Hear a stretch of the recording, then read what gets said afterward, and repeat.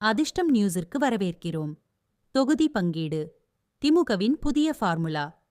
திமுக இந்த தடவை அதுவும் குறிப்பா பார்த்தீங்கன்னா எப்படியும் ஜெயிக்கணும் அப்படிங்கறதுனால 2021ல அதிமுக எப்படி ஜெயிச்சது, குறிப்பா திமுக கூட்டணி கட்சிகள், அதாவது கம்யூனிஸ்ட், இந்திய கம்யூனிஸ்ட், அதுக்கப்புறம் காங்கிரஸ், அதுக்கப்புறம் விசிக, இவங்க கிட்ட இருந்து நிறைய தொகுதிகளை அதிமுக ஜெயிச்சது.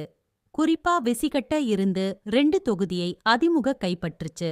அதே மாதிரி கம்யூனிஸ்டிலிருந்து 2 தொகுதி, காங்கிரஸ்டிலிருந்து 6 தொகுதி, இந்திய கம்யூனிஸ்டிலிருந்து 2 தொகுதி, மதிமுக கிட்ட இருந்து 2 தொகுதி. இப்படி கூட்டணி கட்சிகள் வந்து நிக்கும்போது அங்க அதிமுக ஜெயிக்குது. அப்போ அதிமுகவை தோற்கடிக்கணும்னா அந்த ஏரியாவில எல்லாம் நம்மளே நிப்போம். வெற்றி வாய்ப்புள்ள தொகுதியை கூட்டணி கட்சிக்கு கொடுப்போம். இதுதான் இன்னைக்கு திமுகவுடைய ஃபார்முலா. போன தடவை 66 சீட் வாங்கின அதிமுகவை இந்த தடவை 30 ஆயிக்கும் அப்படிங்கிறது திமுகவோட எண்ணம். அதையும் தாண்டி இன்னொரு திட்டம். அதாவது இன்னைக்கு திமுக எல்லா இடத்திலும் தன்னுடைய பணத்தை கொண்டு போய் சேர்த்துட்டாங்க. அது இன்னும் ஆழமா இறக்க போறாங்களாம். ஒருவேளை இடி, இடி, சிபிஐ உள்ளிட்ட அமைப்புகள் உள்ள வரும்போது அந்த பணம் தொகுதிக்குள்ள ஸ்ப்ரெட் ஆயிருக்கும். ஏன்னா எப்படியும் பிஜேபி பெரிய அளவுக்கான பணத்தை இறக்கும். இன்னொரு விஷயம், ஏற்கனவே 2021ல் 66 தொகுதி எம்எல்ஏ வாங்குன எடப்பாடி பழனிசாமி கடந்த நாடாளுமன்ற தேர்தல்ல எம்பி எலெக்ஷன்ல அவர் வாங்குன ஓட்ட பார்த்தா 30 தொகுதியில தான் அதிமுக லீடிங்.